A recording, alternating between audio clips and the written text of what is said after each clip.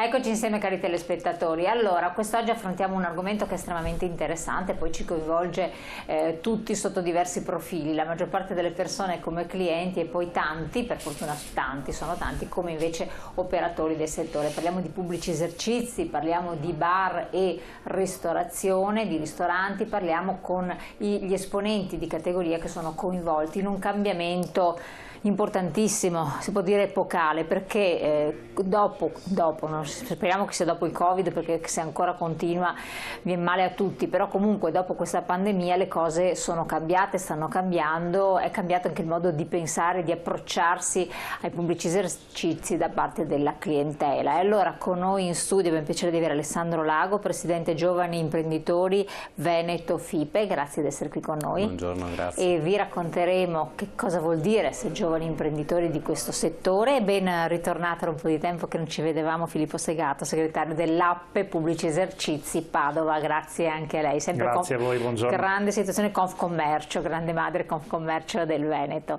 Allora, incominciamo con i senior, poi agganciamo con i neocostituiti. Allora, segretario, una situazione in divenire, perché non c'è un continuo cambiamento. Voi siete stati penalizzatissimi durante tutto il periodo delle chiusure, poi pian pianino un approccio work in progress di miglioramento, con l'estate c'è stato comunque un rilancio importante. Sì, assolutamente, veniamo da un periodo, quello dei mesi estivi, che tutto sommato può essere considerato soddisfacente. Molte imprese hanno ricominciato a lavorare, soprattutto grazie ai plateatici esterni, quindi i clienti hanno apprezzato molto la disponibilità di spazi sia nei centri storici ma anche nei ristoranti, trattorie e locali, diciamo, della provincia, del territorio provinciale, sia per Padova che per le altre zone della nostra regione. Adesso però si apre una fase nuova, che è quella dell'autunno e soprattutto dell'inverno con il Covid, perché l'anno scorso c'era il Covid ma i locali erano chiusi. Già a ottobre c'erano state le prime limitazioni e poi col 4 di dicembre le attività proprio chiuse, era consentito solo l'asporto e la consegna a domicilio, quindi i mesi che ci apprestiamo ad affrontare sono un po' inediti per noi e dovremo, come ristoratori ed esercenti in genere, essere in grado di convivere e mettere in atto tutte quelle che sono le buone pratiche per, diciamo, cercare di arginare da un lato o limitare o azzerare la diffusione del virus, dando però un servizio che deve essere continuamente apprezzato da parte della clientela, che deve entrare nei locali e sentirsi sicura e accolta.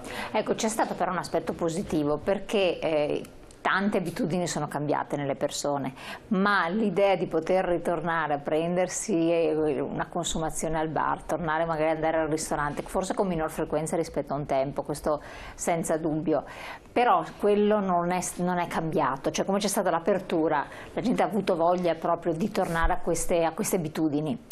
Assolutamente sì, è la voglia di socializzare che è insita nell'animo umano, così come si frequentano le piazze, ci si ritrova tra amici, parenti, colleghi, con la scusa o il pretesto di festeggiare qualcosa, ma anche solo per la voglia di incontrarsi e, diciamo, usufruire anche dei servizi che, bisogna dirlo, sono anche di buona, in certi casi ottima qualità, svolti dai pubblici esercizi, dai ristoranti, pizzerie del nostro territorio. Però ecco sì, la cosa fondamentale è che le persone, per fortuna, ci viene quasi da dire, non hanno perso l'abitudine di frequentare i locali. Ecco, chiedo a lei come giovane imprenditore, dopo spieghiamo anche cosa questa neocostituita associazione di categoria nell'ambito della categoria della valenza che viene ad avere, ma a parte la convivialità, lo stare con altre persone, che peraltro ancora adesso è molto circospetto, poi se vediamo con l'inverno cosa bisognerà fare, e anche il fruire di un prodotto, un servizio che a casa non si può avere, perché anche quella è la cosa, e forse questa è un'altra sfida, no?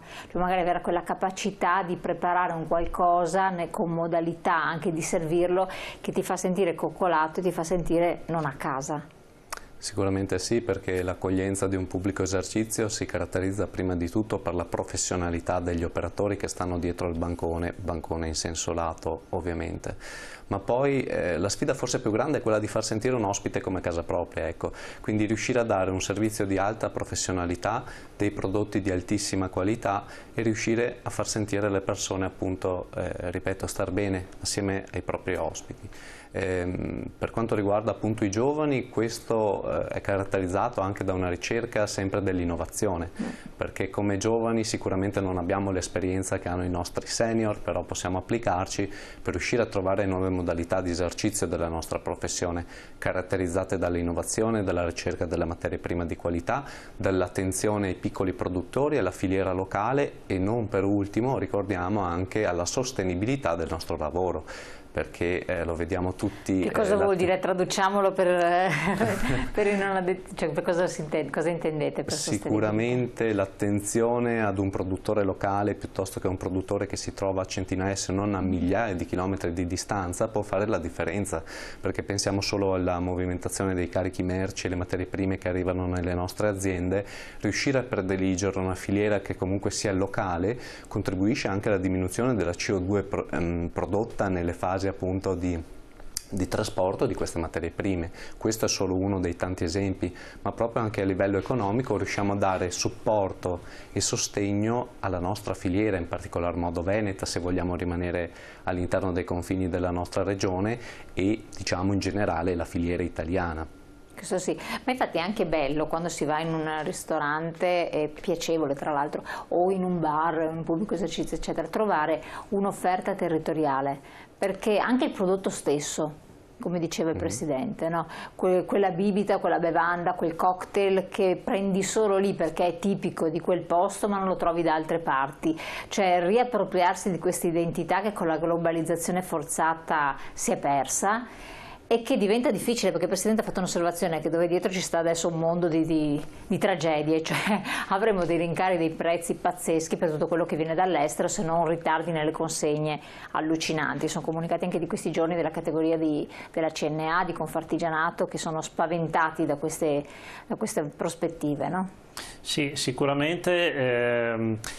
Pensiamo anche quando andiamo noi in vacanza in un posto, ci piace vedere i monumenti del posto, le bellezze naturalistiche dell'area che andiamo a visitare, però ci piace anche mangiare il prodotto territoriale e bere il vino del territorio o la birra o comunque le bevande del territorio.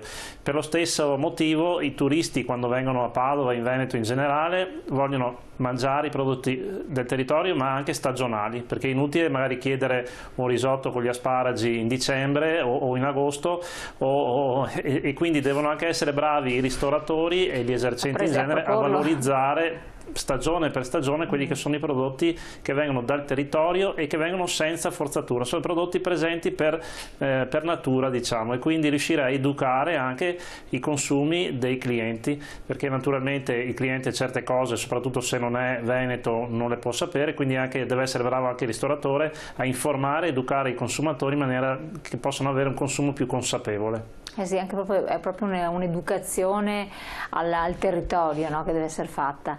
Non è semplice.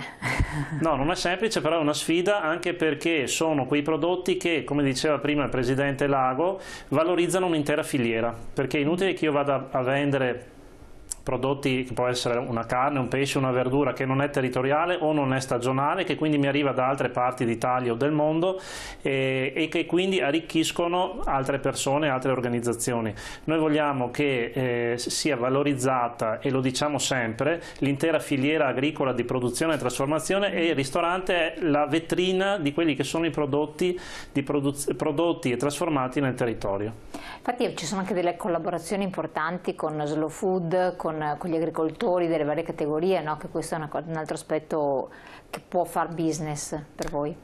Sì, sicuramente business, se posso utilizzare anche un aggettivo, business etico, credo sia una delle nuove frontiere del nostro settore, nel senso che molte sono le sigle appunto che raggruppano questi produttori e con le quali noi pubblici esercizi abbiamo a che fare. Teniamo conto che comunque nel lavorare in questo modo riusciamo a rispettare e soprattutto a sviluppare la biodiversità del nostro territorio. Non dimentichiamoci che forse come sistema veneto, come sistema Italia ogni tanto un pochino ci sottovalutiamo, nel senso che se andiamo in giro per lavoro, a me capita di andare all'estero anche per lavoro, vedo che ci sono molti prodotti, molti processi, molte realtà che sono standardizzate. Ecco, in Italia non è così, cioè noi riusciamo ad essere locali pur vendendo i nostri prodotti all'estero, quindi essendo globali ma allo stesso tempo locali. E una cosa importantissima è il fatto che la nostra biodiversità, intesa in senso lato, quindi biodiversità nelle materie prime, biodiversità nel modo di lavorare, nella somministrazione che curiamo nei nostri locali, varia veramente in maniera molto più marcata rispetto ad altre realtà. Faccio un piccolissimo esempio per quanto riguarda la cucina. Fino ad esempio a 20 anni fa si parlava di cucina regionale, 20-25 anni fa.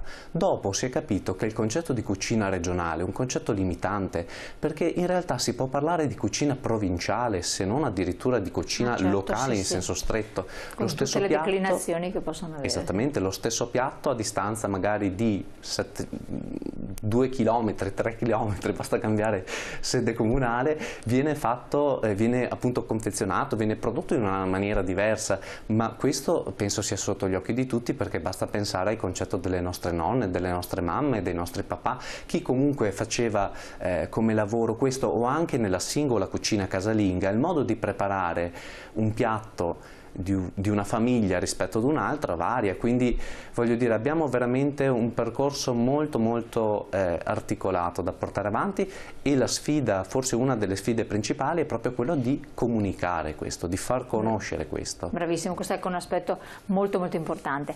Noi torniamo a parlare e vi facciamo anche conoscere l'associazione di categoria, anche perché può essere un incentivo per tanti che possono andarne a far parte, insomma, giovani imprenditori under 36, giusto?